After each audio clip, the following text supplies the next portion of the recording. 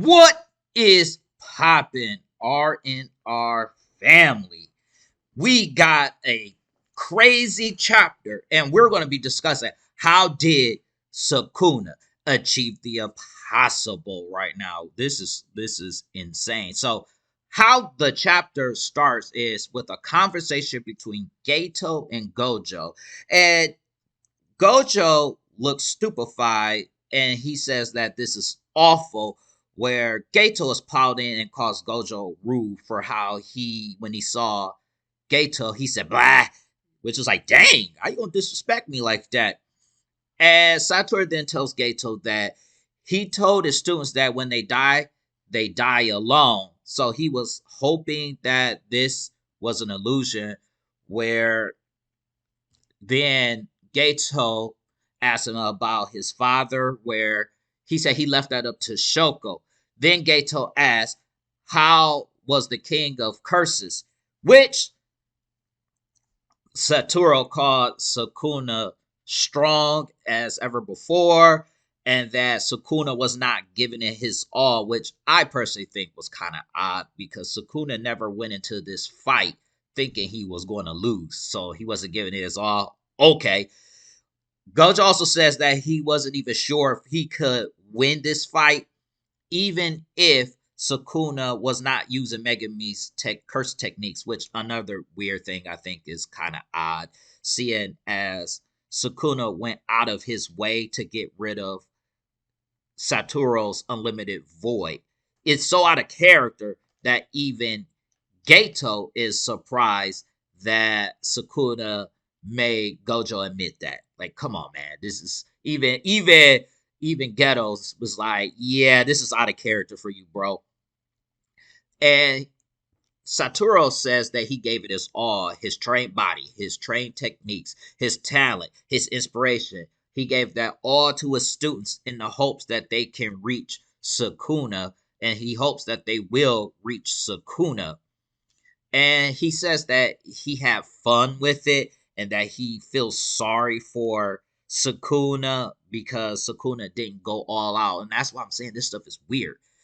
And he said that he would have been more satisfied if, Gato was there to cheer him on.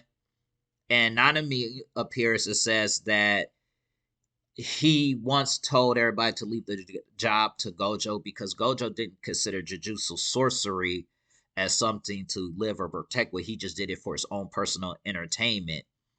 And Gojo admits that he's glad that it wasn't time or disease. He didn't die of old age or some disease killed him, that someone stronger killed him.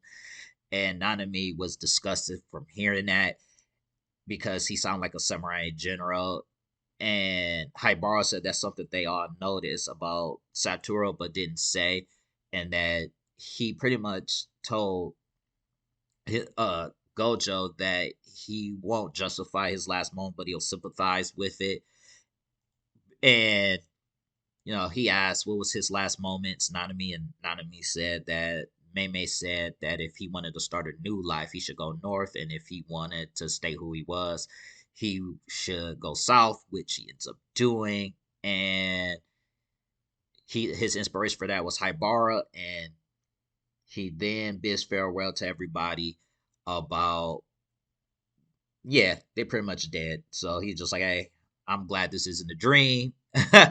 And then we just switched over to the chapter where we're going to talk about how Sukuna achieved this impossible feat and how he bypassed Gojo's infinity. Now, what Sukuna explains is that when Mahoraga receives the attack, he gradually adapts to it over time.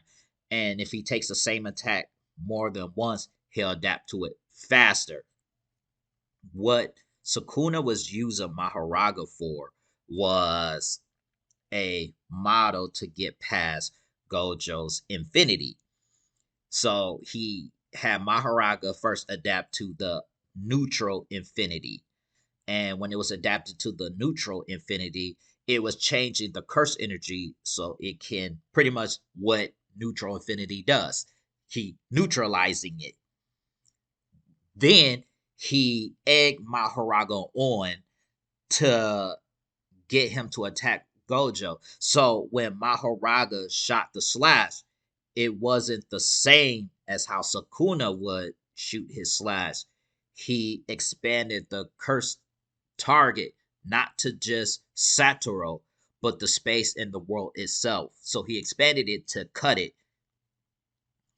And when so I mean that's pretty much how he did that. This also goes into the line with what they said that when Angels said that if Sukuna has a way around Gojo's infinity that he would lose. This also goes in line with that it was stated that if Sukuna, if he sees an attack once, he can copy it, which is how he became a cursed object by seeing what Kenjaku did one time. He was able to split his soul, and how he was able to utilize Jogo's flame technique with the black box. So this is all in line with that. And Sukuna explains infinity means nothing when you can cut the whole world in half. Also, this is also shown when he fought Yoroza and he saw what her curse technique was and what she was able to do. He utilized that and could see through it when he put the adaptation on himself. That's partially why he used the adaptation on himself so he could see. And when we see that Gojo's cut in half, he was able to cleave Gojo in half, where he said it was a hard task, but he was able to do it after watching Mahoraga do that. That's insane that this dude basically did use the model, the he used the wheel on his head and was adapting. So when Gojo was fighting in chapter 233, when he was only using blue and neutral limitless, he was seeing that stuff. He could see, okay, this is how infinity works. This is how it operates. And like I said, he egged him on, got his arm cut out. Then he saw how Mahoraga cut space itself. And he was able to duplicate it after Gojo released his hollow purple. So he was biding his time for the right moment and he ended up releasing it. As he turns, he tells Kashimo, who don't really care, he bounced on out of there. He was like, hey, I'm about to fight Sukuna because Kashimo wanted to fight Sukuna from the very beginning.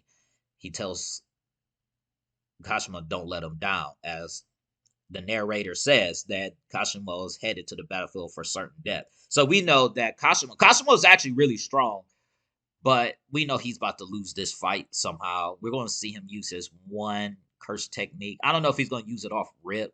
I think they're going to build it up to him using it, and I think that curse technique is either going to kill himself, not Sukuna, or he's just going to run out of energy and Sukuna, like Satoru's going to cleave him. But I can't wait for chapter 237.